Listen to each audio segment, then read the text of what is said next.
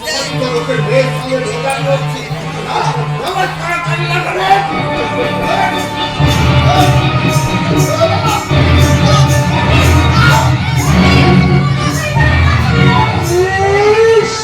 সত্যি তো রাখি, সামনে এরকম একটা মুসলমান মোটা থাকতে তুই আমরা চুষছিস কেন ভাই? ওর উপর ঝাঁপিয়ে পড়।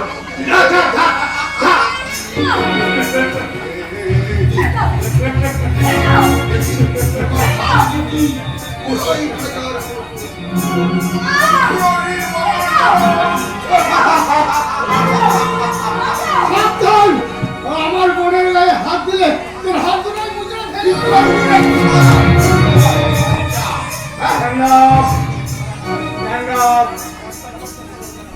আর গোয়ার চেষ্টা করবে না। ওই বিষবিহীন পোনা তুলে কোনো লাভ নেই শালা বাবু, কারণ রাস্তার থেকে কুড়িয়ে পাওয়া তোমার পাতানো বোন থেকে আমার চাই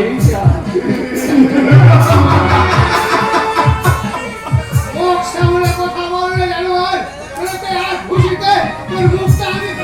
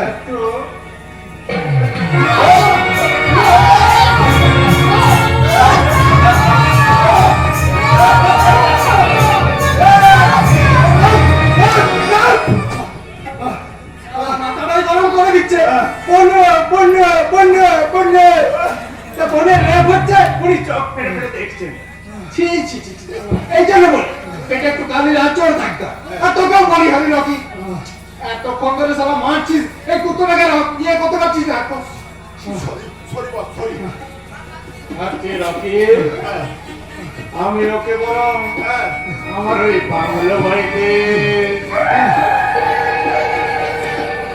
রোমান্টিক আলো আর সাথে দুটো কুস্তির মাথা বড় নেশা আর এরকম একটা টপকা মার বলিস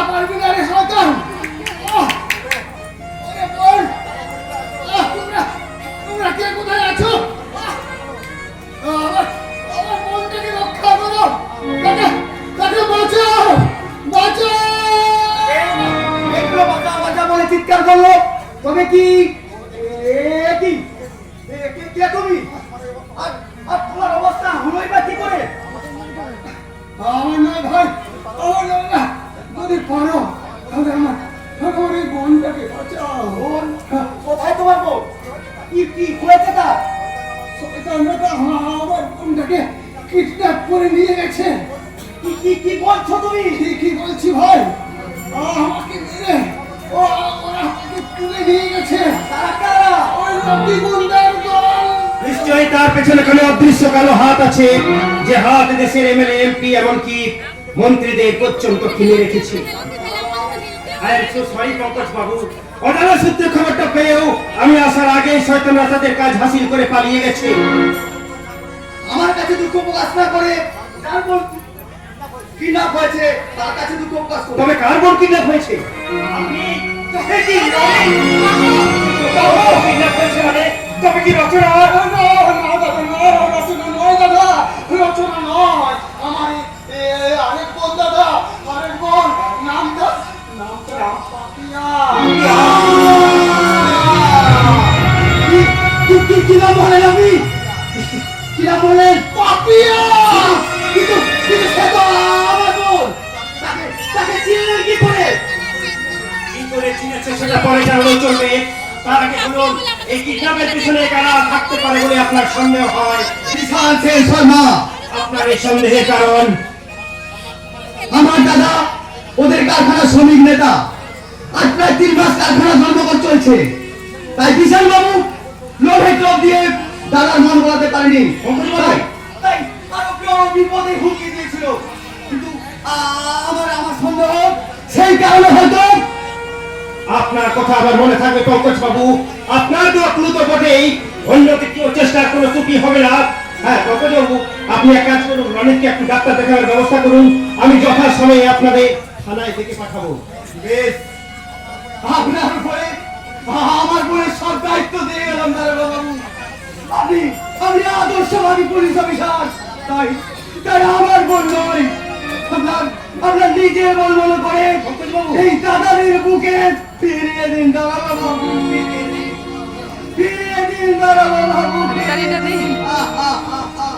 পঙ্কজ বাবু, চলুন হরিশ বাবু।